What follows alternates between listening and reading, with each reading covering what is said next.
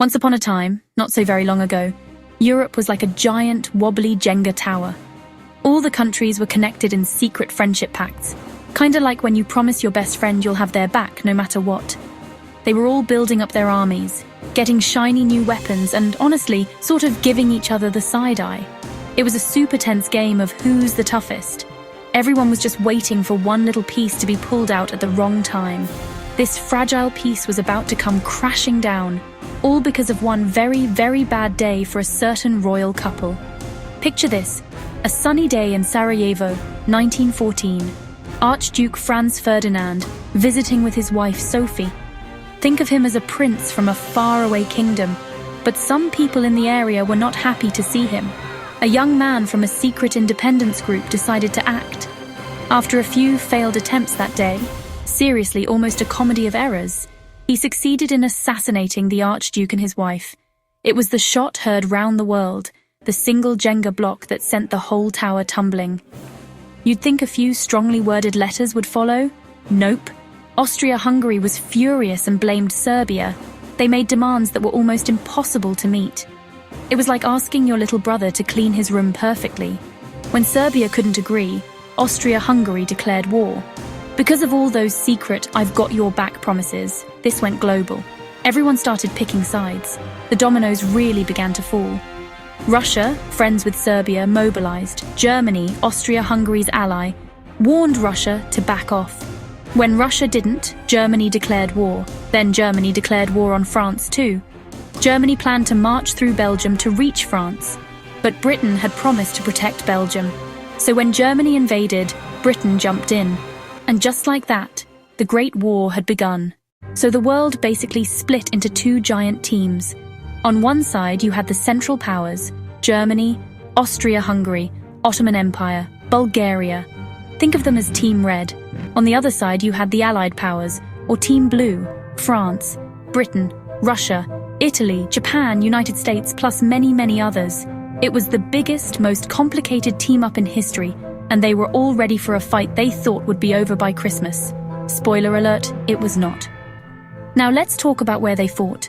Imagine digging a really, really long ditch from the coast of Belgium all the way to Switzerland.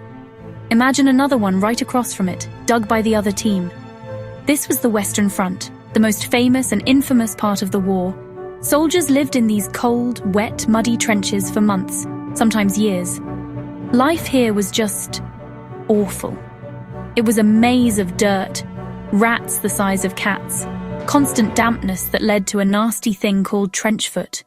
The space between the two enemy trenches was called no man's land, a terrifying barren wasteland of craters and barbed wire.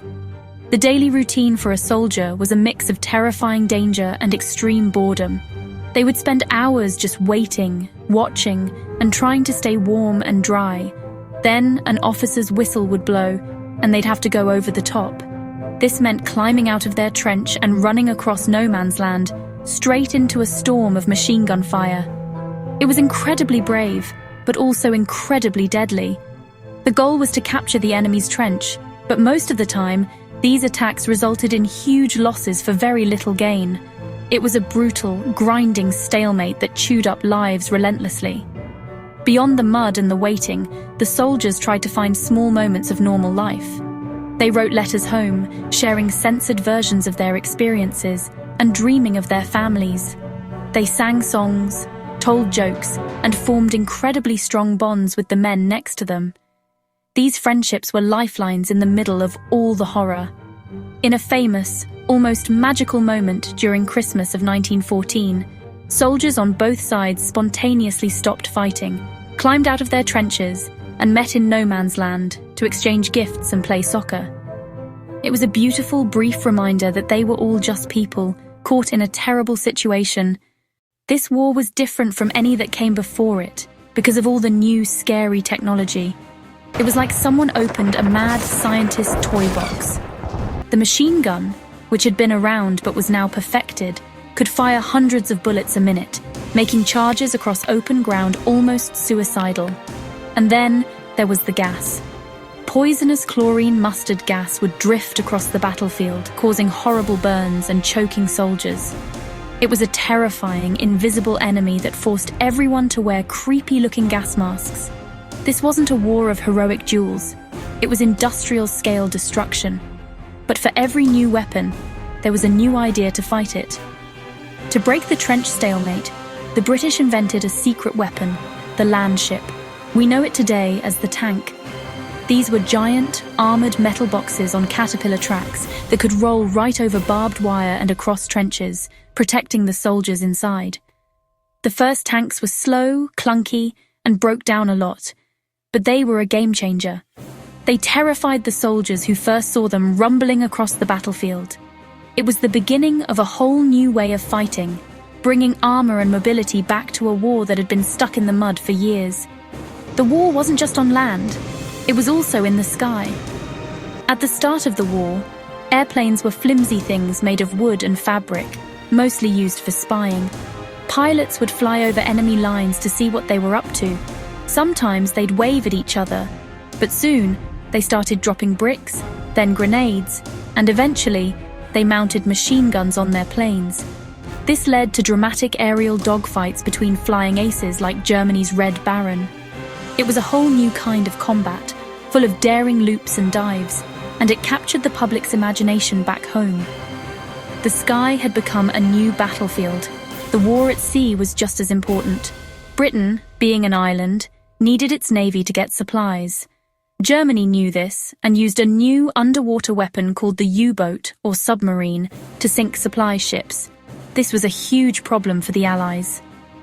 In 1917, Germany made a big mistake. This, combined with the U-boat attacks, was the final push that made the United States decide to join Team Blue and enter the war. The war wasn't just for soldiers. It changed life for everyone, even people thousands of miles from the fighting. This was called the home front. With so many men away at war, women stepped up to do jobs they had never done before. They worked in factories, building weapons and ammunition.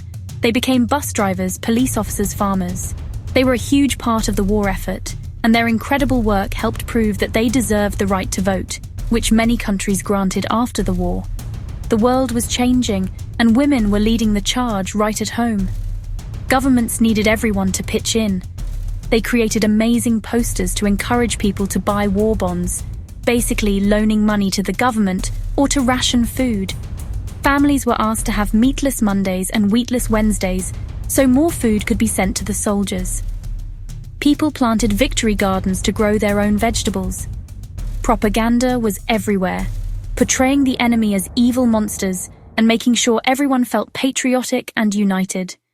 The war effort was a total team effort, involving every single citizen in a way that had never happened before. It was a world where everyone had a part to play. By 1918, after the US had joined with fresh troops and supplies, the tide finally turned for good. The Central Powers were exhausted, running out of soldiers, food, and hope. The Allies launched a massive final attack called the 100 Days Offensive. Using coordinated assaults with tanks, planes, and infantry, they finally broke through the German lines. The seemingly unbreakable stalemate on the Western Front was shattered. One by one, Germany's allies surrendered. Finally, on the 11th hour of the 11th day of the 11th month of 1918, Germany signed an armistice, and the guns fell silent. The Great War was over. The war to end all wars had reshaped our world in ways we still feel today.